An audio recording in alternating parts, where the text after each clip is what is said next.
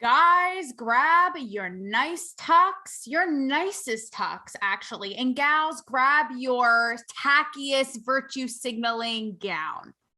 Because darn tootin', we are going to go to a party tonight. And we are ready to be seen. It is the Tuesday after the Met Gala Monday. And, you know, watching the Met Gala brought me some nostalgic feels of attending perhaps the right behind the Met Gala, probably the most exclusive Hollywood elite party, the Vanity Fair Oscar party. So in celebration, folks, I am going to bring you with me into this party today, like up close and personal, to the point where you can literally smell Kim Kardashian's scary ass Dementor costumes sweat. Okay. And there's a reason that I'm bringing you into this experience. So come along for the ride. So you get to the Vanity Fair Oscar party. Now, I covered it in 2019 and 2020, so not too long ago, friends. And unlike the Hollywood elite, I was my own chauffeur, clutch holder, you name it, showing up among these peeps, okay? And I have some photos I'm going to show you. Like I said, I'm really bringing you in. Here is a photo of me in my gown that is like coming out like a cream puff out of my seatbelt because I'm, like I said, driving myself. No black car service in sight for me. No. I'm there as a peasant to watch. And then this is what it looks like when you pull up. Yeah, if you're listening, by the way, you're going to want to watch this multi-dimensional experience, okay? Here's what it looks like. See the little traffic cones. And I even have a little ticket printed out it's like embarrassing. It's like, yes, I'm an attendee. I swear I'm not an Uber driver today. I am off my Lyft shift, okay? What other photos can I show you? Okay, so here I am. So you walk in and there's a big, it's in the, I forget what it's called, Annisburg something center. You walk in and there's a little sign like this, right? And I have to ask myself, I'm not the Hollywood elite. People don't know who I am. So I asked this couple trying to mind their own business, but fellow peasants. So we got this like eye contact thing. We're like, we got this. So I asked them, can you take a photo of me? Here is the photo. I am backlit, horrible quality. Okay.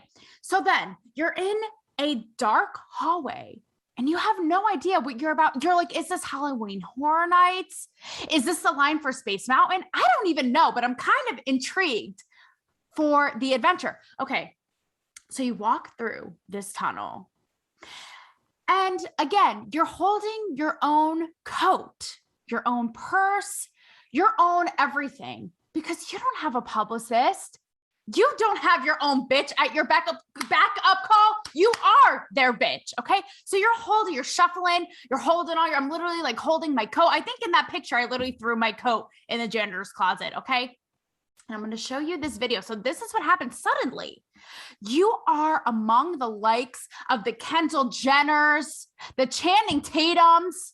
Your teeth are being flossed by Zoe Kravitz's thong because in that dark hallway I was telling you about, celebrities literally line up in a line. Like I said, Space Mountain, okay?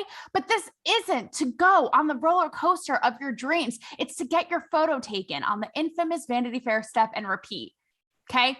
So all these celebrities, it's really actually demoralizing. It's like you're a celebrity and you're sitting here like waiting to get your yearbook photo taken because you're so excited about this and there are no other better things to do. It's just hilarious. So very humanizing. So you walk in and there they all are waiting in line and they're kind of chatting. And I'm going to play you this video because this is what it looks like. I mean, can you even imagine? Can you even imagine? Here is the video. I'm going to roll the tape. You're going to see a brief instant of the celebrities lined up. And then all of the photographers, they're shouting, they're clicking, they're paparazziing, and you are in the middle of it all. Here is the video.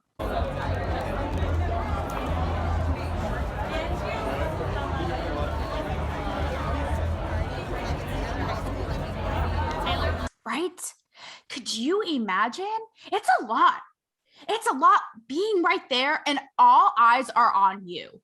I mean, this is Hollywood, baby. It is the superficial town of the year, of the century, of the planet. Never mind an event like this already in Hollywood. That's the ongoing joke. You walk in and everybody's kind of like looking at you, giving you the side eye, thinking, who is this person? Are they important? Do I want to get to know them? Are they on TikTok? How many followers do they have? What's the situation? It is so, oh my God, it's so annoying. But this is that to the nth degree. Everybody is staring at you and they're wondering, is this an important person? Who is it? Do I know her from something? So being basically somebody who churns their butter and I am brushing shoulders, it is very awkward. It is very awkward because you know they're looking at you thinking, do I know this person? Are they famous? And in your head, you're like, no, I am not. You kind of have to like prove yourself and own it anyway, honey, and own the floor. Here I am also, speaking of owning the floor, like trying to hide in the corner while getting screamed at to get the hell off of the red carpet. Because God forbid Lady Gaga breathes near you. No, we can't be having that. Here is a photo of me literally sneaking a selfie with Brie Larson in the background to prove, yes, I am indeed here. So the celebs are taking their photos. All the photographers are there. You are right there. Everyone is staring at you. And what happens? You have to literally run behind them as they rotate for the next people taking their photos. Demoralizing. And then you're inside. You're inside the party. Again, all eyes on you, everyone staring at you. And it is a very fascinating thing to navigate. I was standing by the bar when I covered it in 2020 with that pink poofy dress, the cupcake looking one, but no regrets. And Connie Britton was standing on my dress. How awkward. I was like, oh, do I tell Connie Britton she's standing on my dress, but also like, bitch, back off my dress, please, so I can go get some in and out. Like I have to move on with my night, right? It's everywhere. Even when you walk around, it's kind of like high school dances. You know how like everybody's in their circle and their clique? That's what it's like. Like I remember when I covered it, I think it was 2020. It was like all the Black Panther cast, like in a little circle hanging out and talking. And then like the Riverdale cast over here. But the thing is, they're all examining each other's dresses, people outside of their clique's dresses. Like I said, the eyes are burning into the back of your head. So I was reliving all of this in my mind when I saw the photos last night of AOC at the Met Gala in her Tax the Rich gown. And believe it or not, I put myself in her shoes in that moment. And I actually kind of related to her as an outsider at a Hollywood elite event like this. I could totally understand. So her dress it has people totally split. People are melting down. People are throwing parades. I mean, you name it. So I'm not going to lie. When I first saw it, I said to myself, okay, I could understand. Number one, what it's like, again, being kind of an outsider, but also having this message that in theory is throwing something in the faces of the people, right? The rich that you're among right now. So I can imagine that feeling of like, oh, this is awkward. How are they going to perceive me? Are they watching me? Are they looking at me? And I was like, okay. But then I pulled a Gandhi. I meditated on it and I realized, this is the most empty, performative, sad display. And I know you're probably like, oh, we're expecting you to say this, Taylor, but hear me out. Here is the thing, okay? And I know these people, and I have been sitting on their shoulders, okay, whether they have liked it or not at said events, every event under the sun. The thing with AOC's Tax the Rich dress is she is so proud of herself, and her followers are so proud of her for making such a statement, being like, I'm going to make all these rich people at the Met Gala so uncomfortable, right? Because it's a message at their expense, talking about them. But the thing is, guys, she is among her biggest cheerleaders. Let's not forget. And it took me a minute. I almost forgot. She's among a group of Hollywood liberals who are going to pat her on the back and cheer her on and be like, yeah, we'll pay more taxes. Because in the end, what do they care if they lose, I don't know, a couple milli even? Honey, they are still filthy rich. So are you really, like she said, she was all proud for breaking the fourth wall, you know, using her platform and making people uncomfortable. Well, guess what? Sweetheart, if you really wanted to do that, this is like a cop out. This is easy. Never mind the optics. Everyone and their mom on both sides are like, you're joking, right? You're joking, saying this message about the rich while you party and dance the night away to Footloose among the wealthiest people in our culture at the most indulgent, extravagant, over the top event. You are joking, but that's to be expected. But if she really wanted to say something, what if she, number one, I was like, what if she threw an event of her own nearby that same night at the same time, being like, F you all, you are everything I'm not about, because she's all about helping impoverished communities, those less fortunate, not indulging it and giving them a lap dance, right?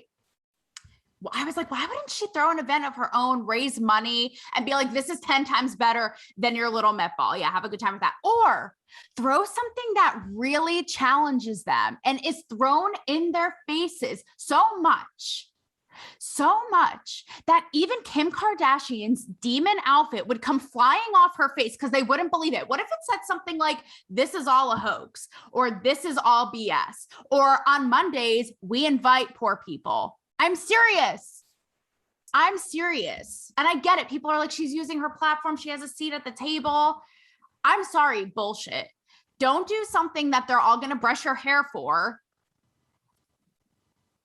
Do something if you really want to challenge them and make a statement that throws it in their face. I'm not going to lie. When I first saw it, I was like, to be a fly on a wall, like how interesting to see like Kris Jenner or another person look at her and be like, this lady wants to tax me more. And on the surface being like, I love your dress. And you can only imagine what's going on inside their heads, right? Because everybody's so fake anyway. But I was like, that would be entertaining. But then I realized again, they all would in reality just be her biggest cheerleaders. So it's just, that's why I say it's just lame and performative. Like, again, if you're going to be about something, then really be about it. Now, here's a little bit of a breakdown of the money, like the over the top extravagance that the Met acquires and is all about. Because just by looking at it, we know that these are the richest mother effers to walk the earth. And even like, I don't even know why this goes on. I mean, I'm not a fashion buff myself, despite the fact that I actually am wearing a full on dress, by the way, and did my hair like I would at said event. Like I said, we are celebrating today. Like we are there in the flesh. So I'm here on theme, committed to the cause. Okay. So here's the sitch, because everyone on social media is like, oh, this is rich coming from A, somebody who's rich, and B, you know, it's $30,000 to even have a ticket to this shindig. So here's the thing. So people who are invited and celebrities who are invited don't necessarily have to pay. Other people have to pay between $30,000 and $35,000 for a ticket. And every year there are between 500 and 600 people. So every year it makes around like $13 to $15 million. Again, the excess. And it's a fundraiser for the museum's Fashion Institute, which is self-funded. So the stars, while they don't pay, they often are brands, different brands, and I've experienced this in Hollywood too. You have brands all the time sponsoring their shit left, right, and sideways. So brands will pay, say like Belvedere or whoever will pay for said celebrities, a group of celebrities to have a table for a cool price of $250,000. Okay. So that's a situation with that. And it's just tacky. It's just real ass tacky. And again, if like you're going to be about it, be about it. Here are a couple of comments that reflect this. One says, and I believe these are on Latina Magazine's post on Instagram about this. AOC at the Met is not it. And her wearing a dress that says tax the rich doesn't change anything, right? Yeah, exactly. Because what does that change? People just like applauding you and licking your asshole inside the event. I don't think so. Someone else said, how is this a win? She's attending the most exclusive event during a pandemic. That's another thing. People are like, we are still suffering, jobless, homeless, all the people you're supposed to be about. And you're over here having creme brulee with the ghost of Gigi Hadid, who I don't think was there. Like, give me a break, knock it off. Hating on the, if you really hated the rich that much, bitch, then boycott or say it, like throw it in their face. Like I said, where they can't even ignore it. How is that? But no, you like want to be their best friend and want to be one of them. You know, sorry, I cut off this comment, but you get the idea. I used to really respect AOC because while I wildly disagree with her, I'm like, at least this bitch is dedicated to the cause and willing to get her hands dirty. And now I'm just like, you want to be a celebrity. It's enough. Again, the optics of if you really despise the rich that much, why are you trying to be their best friend? Really throw it in their face then if you're not about it. Okay, not playing patty cake with them on fucking Anna Wintour's Bodyguard. So in short, this to me is not bold. It's not brave. It's lame. But we saw this all night. And the theme of this year's Met was in America. And I'm shocked that it wasn't more politically charged, although the mainstream media is loving acting like it was, because they're like, so many celebs made super politically charged, bold statements. That's what they love saying, bold statements at last night's Met Gala. And I'm going to talk about some of them right now. And for aforementioned reasons, again, they're not bold by any means because everybody there and in the mainstream media already agrees with them. So what is bold about that? Somebody tell me, okay? And it had me thinking too, about this concept. We used to say on this show, you know, why are celebrities weighing in on politics? Just stop, like knock it off. And now I'm kind of at the point where I'm like, you know what? Everything is innately political now in pop culture and entertainment. So at this point, I'm just kind of like, why don't we just accept and embrace the journey, you know? So here was an interesting excerpt from Vogue talking about last night's Met Gala. Again, fashion is not my forte. So it said, I thought this was interesting. It says, fashion has a long and sometimes uneasy relationship with politics, but of course what we wear is political because of who made it, who wears it, and what they're trying to say. Again, so I'm thinking like these outfits are really just gonna, I don't know, awaken Socrates from the dead, okay, with some mind-blowing ideas. Here's one. Cara Delevingne, she wears this outfit. It's kind of like, I don't even know what to call this, okay, whatever, this top. And it says, peg the patriarchy. Again, like so proud, so proud. And she said a quote like, this is, you know, for women's empowerment and da, da, da, da, da. And again, I'm not trying to just bash on these people for the sake of it by any means, but why are they patting themselves on the back for being so revolutionary? Number one, everybody is going to agree with you in that crowd on that notion. There's not going to be one person who's like, oh, Cara, how bold. No, they're going to be like, yeah, girl, smash the ceiling and hand me my pussy hat while you're at it. Do you know? So again, cop out. Here's another one. Jennifer, or should I say Bennifer? Jennifer Lopez and Ben Affleck, like masking out, and I mean masking out, making out with their masks. Bennifer masking out.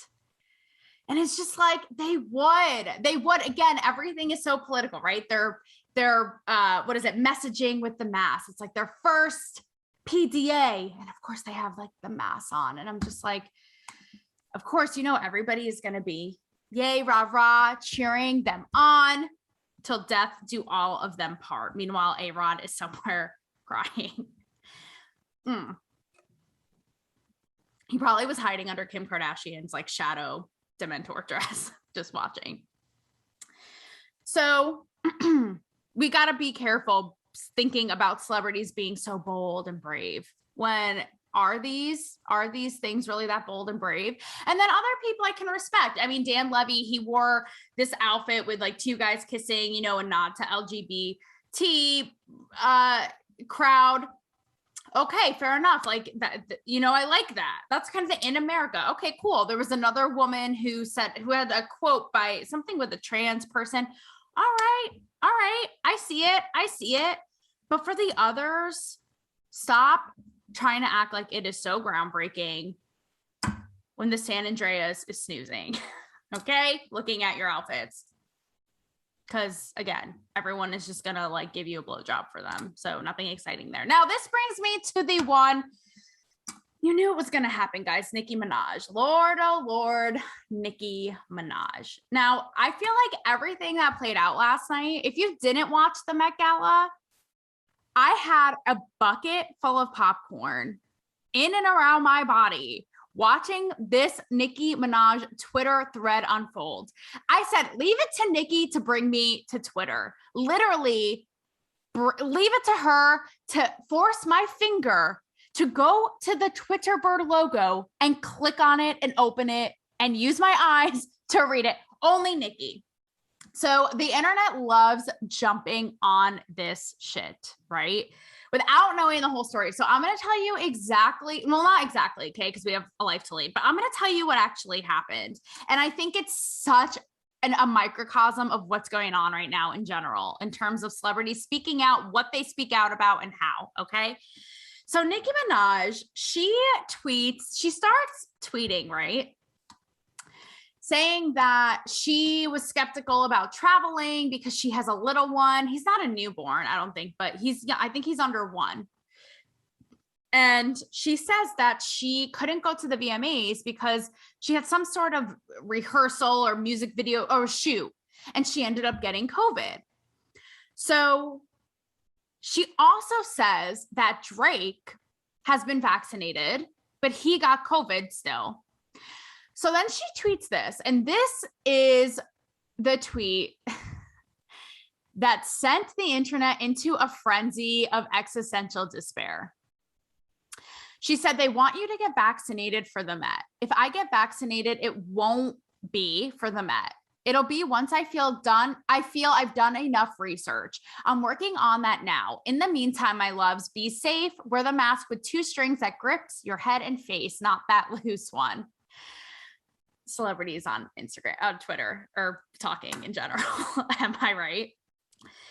So she goes on basically to say that she's not anti-vax. She even says, I'll probably get it at some point because I want to go on tour, things like that. Like I said, she talks about how Drake has gotten it, arguably the biggest superstar in the world, even though most of his songs have no rhythm. I'm sorry, but it's true. Bring back Nelly and Ja Rule from the 90s. Thank you. Sorry, 2000s, but you know what I mean? When music actually had a beat. So to dance to and to sing to and grind up on your 6th grade crush to. So she encourages a dialogue. She's like, I wish that we could just have a dialogue about this. I don't want people to be bullied, and I want to be well educated on this, right? Fair enough. And this is what is so pathetic, is that the media has now taken this and ran with it like they're in a triathlon, throwing her under the bus as if she is some stupid, misinformed anti-vaxxer. So she proceeds to retweet and respond to users from all different views. She reposts some from users who say things like, I got the vaccine and I'm fine. And she's like, that's great. That's the norm.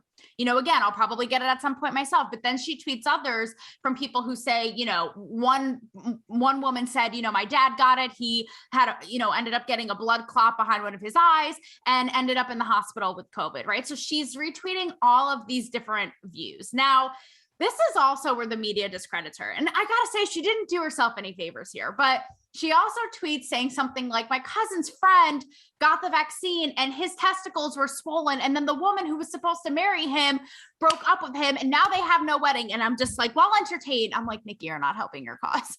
You're not helping your cause right now. Like, am I watching Real Housewives of Salt Lake City or your Twitter? Someone help.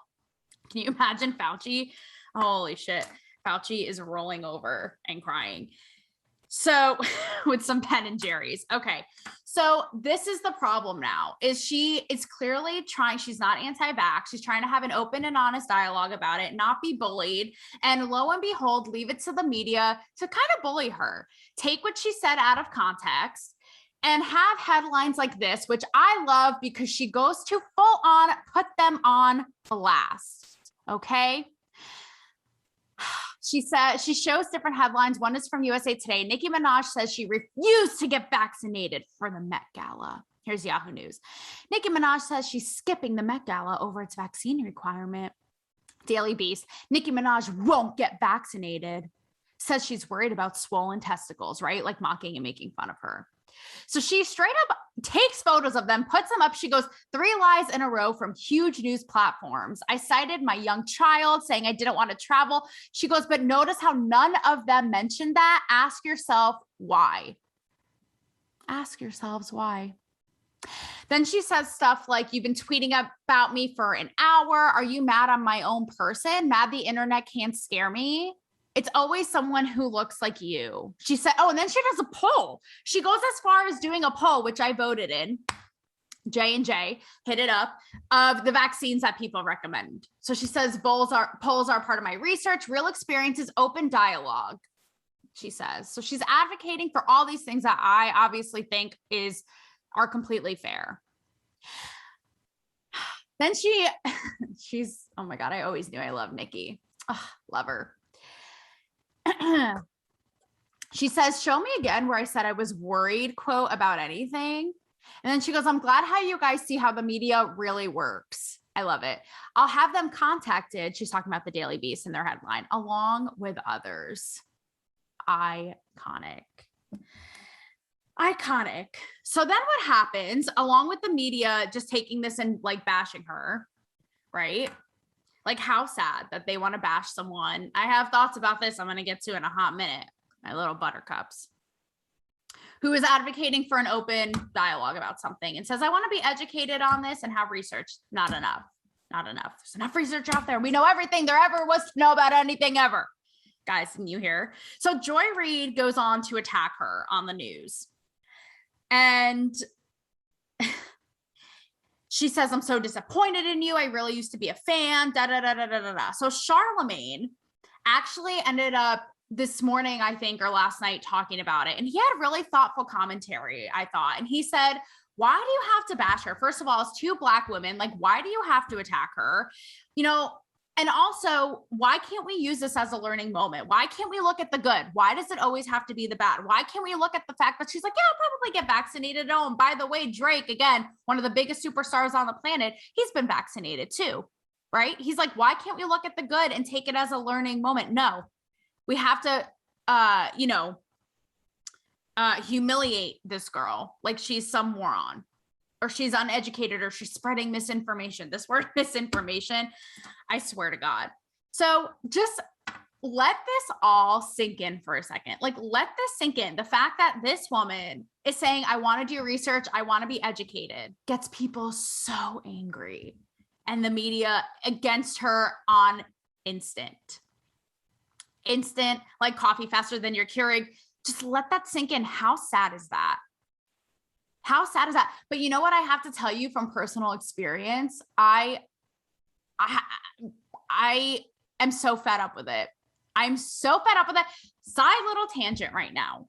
I am so fed up with it. I'm so sick of, I'm going to be frank. I am so sick of getting bullied for my views on this, which are similar to what Nicki Minaj was saying. It feels, and I've said this before, like nothing is enough. Like people are so ruthless. I mean, I've gotten vaccinated. I've talked about this before. So number one, I'm vaccinated. I'm respectful. I'll wear a mask when I have to. You don't see me crowd surfing on the Red Hot Chili Peppers happy trail at some VMA's after party. I'm sitting here with my mom every night watching HGTV. So I'm saying, I'm respectful of I wear my mask when I go on planes or in stores if I need to, you name it.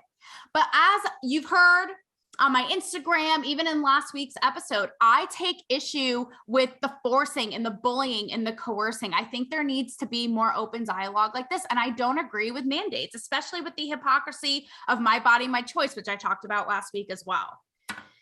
And it bugs the shit out of me because with all of this said, I can't tell you the amount of people this last week, you guys, who reached me, antagonizing me, patronizing me, as if, same thing with her, as if, you don't know anything and you're stupid and be careful what you say and be careful, watch yourself kind of thing. And it's like, wow, you're saying this to somebody who's vaccinated, guys. Hello. That's what I mean. Nothing is enough. And like Nikki, merely because I have questions and challenge it and challenge the status quo and the rules set or so all set in stone, I'm this awful person. It is beyond infuriating. And you know what, sweetheart? I'm sick of it. Sick of it. So get a life. So lo and behold, you've seen it. Nikki, here we are, labeled as unhinged, uneducated, crazy, all this, you know, for asking questions. And I also, this is another little sidebar, but part of me with these people who are doing the bullying and enforcing no conversation to be had, it makes me wonder, like, you're not helping yourself, because do you think that talking down to and attacking anybody who has any questions whatsoever is going to make people feel more comfortable getting this? Like, someone, I really want, send me snail mail. I don't care. I genuinely want to know. And it got me thinking with this too, because people conveniently leave out that people of color are one of the highest,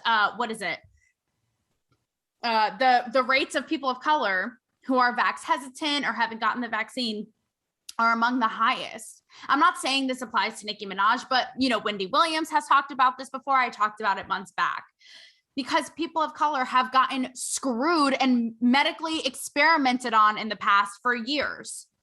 So it makes me wonder, it's like, okay, so say somebody like that, again, not necessarily Nicki Minaj, but like, say someone like that is torn or is reluctant, how is bashing their head in and attacking them going to make them be like, oh, okay, got it? No, it's you're getting in your own way. Like, you're defeating the purpose. It's going to make them even more be like, this shit is fishy. Why are they forcing this shit on me?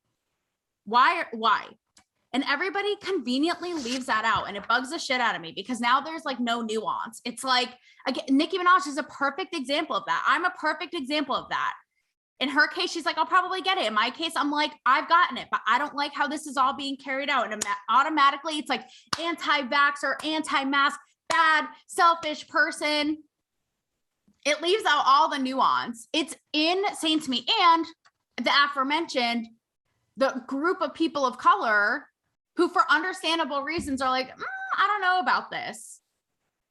And again, that is the irony too, because the same people pushing this are also the same people who are, you know, pride themselves on being in the corner of people of color. So pick, guys, pick. Okay, so I'm going to transition, not the way you think, over to sexuality. Hear me out. We're going to do this transition, but it all ties together. Christmas came early. Ho, ho, ho, hallelujah, ya hoes. Okay. So the VMAs, right? So the VMAs were the night before the Met Gala. And my mom was her daughter's been in Playboy. So it takes a lot to shock this bitch, okay? She I was doing some other shit, probably talking to you guys on Instagram, and I could hear her watching the VMAs. I had watched like one measly reel on MTV's Instagram. She's down here like watching it, taking it all in, having an experience. I can like hear from the other room and I'm dying. So I calm down. And she is just like, she doesn't even know what to say. She is flabbergasted, her jaw's on the floor. And she goes, I've never seen so much ass in my life. Okay. The show opens with Madonna showing her whole ass. We saw Normani basically eat out Tiana Taylor, I think it was. Chloe from Chloe and Halle do a whole striptease. Like, leave it to WAP, sweetheart. Leave it to WAP. Thank you. Also so awkward because Chloe and Halle, they're Beyonce proteges, these two sisters. I feel like I just interviewed them 5 seconds ago and they were like 12 and getting ready to go to social studies. Like, someone please advise. And now she's like stripping on my head. Little Nas did a whole like, Magic Mike fucking strip performance with all these guys. Okay. And then we see an Instagram of Travis Barker and Kourtney Kardashian and Megan Fox and Machine Gun Kelly, like licking each other's mouths behind the scenes that they put on Instagram. And everyone's like, oh, this is a highlight of the VMAs. Okay. Here is the problem. And I know that this sounds ironic coming from somebody like me who, again, pitched and executed a Playboy feature about sexuality, not letting it define you, put you in a box, and expressing yourself freely. But I look at this stuff and I'm literally straight up like, okay, but do we need to be expressing a little bit less? And here's why. I'm kidding, kind of, but here's why. When everything is so overtly sexual like this, I literally feel like nothing is edgy anymore. Like nothing really makes a splash. It's like, doesn't even carry weight of real like sexual expression. It just feels like, I don't know, some sort of carnival of, or like clowns, like each trying to outdo each other's circus acts, so to speak. And it doesn't feel like it has real meaning or weight or purpose. It's just kind of like all of them like empty, like all of them trying to outdo each other for the sake of doing it, like gratuitous. Do you know what I mean? I mean, the whole Britney, Madonna, Christina kiss is shaking because they're like, that was really about making a moment. You posers, like, please stop. And so it just feels like nothing. It's just like, is everything just going to be a porno again? Maybe real. I mean, I know this is coming from me, but maybe reel it back just a little bit. Okay. Because again, it's like when it's too much and it's all the time and it's over sensationalized, it's over, it doesn't mean anything. We start to be like, if I wanted to watch porn, honey, if I really wanted to, I would subscribe. I was going to say Pornhub, but I know that's politically incorrect. I don't know. Cinemax, is that Playboy After Dark? I don't know, but you get the point. Okay. My gosh, leave it to the Rose McGowans and their G-strings at the Grammys, I think circa whenever with Marilyn Manson. Again, politically incorrect because I just said Marilyn Manson, but you get the point. So here's another thing about the VMAs, the Met Gala, right? When it comes to little to no substance, again, in a microcosm of our society, these influencers being invited and being among the likes of Rihanna, the true audacity. And I'm talking, and again, I don't mean to be just shitting on these people, but here we are. Addison Rae is an example. Addison Rae, who was at the Met Gala. I think she was at the VMAs too. And people are pissed because they're like, I'm sorry, I'm going to show you the funniest meme. It's like, I'm sorry, no Taylor Swift, no Blake Lively, no Beyonce, no Gaga, no Ariana, but we got stuck with this influencer. We did not sign up for this. Here's this funniest meme. And then it's like tumbleweed with paparazzi, like picking their noses, looking around on the red carpet, right? And people are all up in arms because they're like, why are these influencers being invited to this stuff? This is supposed to be prestigious events for actually talented people. No, but seriously. And I have a whole other, by the way, She's All That story because Addison Rae stars in the new Netflix He's All That, which is the She's All That spinoff. Rachel Lee Cook, who is in She's All That, iconic, plays her mom.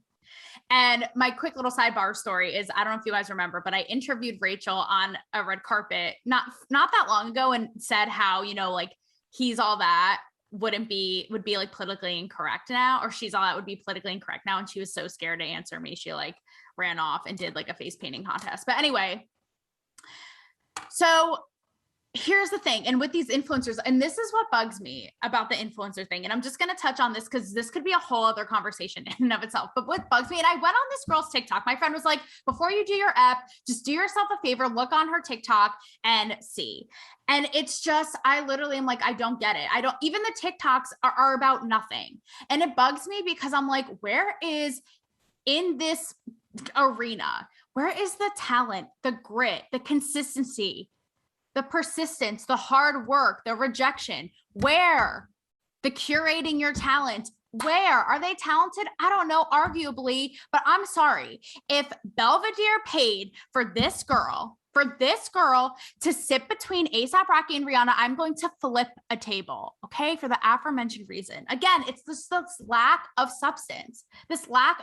Like it's all just so mindless. So as we close on this Rocky Horror Picture Show, but drop the Rocky, between the sexuality, right? The overtly sexuality, but just for no reason. I love that quote, Stephanie Beatrice, who is in Brooklyn Nine-Nine. This is another carpet interview I have with her. You should look at it on my YouTube, where she talks about nudity of like all the time on Instagram with influencers like Kardashian. She says it's like junk food. Like you just keep going and going and going, and then it makes you feel like shit, right? So that's how I feel about all this. So between, the everything being so overly sexual for no reason, and literally me seeing into every asshole of celebrity who was at the VMAs, to people like these influencers being invited to these big events. It just reminds me, I'm going to bring it back to the beginning. Again, it's a microcosm of where we are. Are we going to keep going down this road of the no substance, kind of like the fake or over the top or gratuitous or too indulgent? Are we just going to keep going down this? And there's a part of me that's like, I get it. We are brain dead. We're tired. We can't deal with substance right now. But in this case, it gets in our way and it doesn't help. And especially, I'm going to bring it back to back to the beginning, Hills, where you at? It bugs me, right? Because when it comes to messages and things that really make people uncomfortable, shock and awe, and create change, it's not going to be by doing something everyone's just going to be like, bravo, sweetheart. It's by making people actually uncomfortable. And when you think about the people who actually did things that were challenging the status quo, right, or against the grain, look at Nicki Minaj. We've seen it happen time and time again. They're ostracized, they're mocked. Hello, Kanye West, Joy Vila, who I've had on my show before. She wore a dress. Now everyone's saying this is like AOC's thing is like a lookalike of hers that said build the wall at the Grammys. I don't know if you guys remember that. And she like literally dressed like a wall with the barbed wire and the whole thing, right? Similar sort of statement as AOC, but because it's not the one that's accepted by, the Hollywood elite crowd, ostracized, mocked, made fun of. It really brings me to believe that Hollywood and these celebrities, they're not really about making change or being substantive. It's really about glorified people pleasing that is convenient and conventional. So I'm going to leave you all with a uplifting quote from the Machine Gun Kelly, who he and Megan Fox are milking this moment of relevance harder than your local farmer's market man. He said at the VMAs in this little tribute video to him, "No one invited me and I'm here anyway." And I really loved that. So while I accept and I don't mind celebs being political, because I get now it comes with the territory and it is what it is, I would really love to see them actually about making statements and about more of that.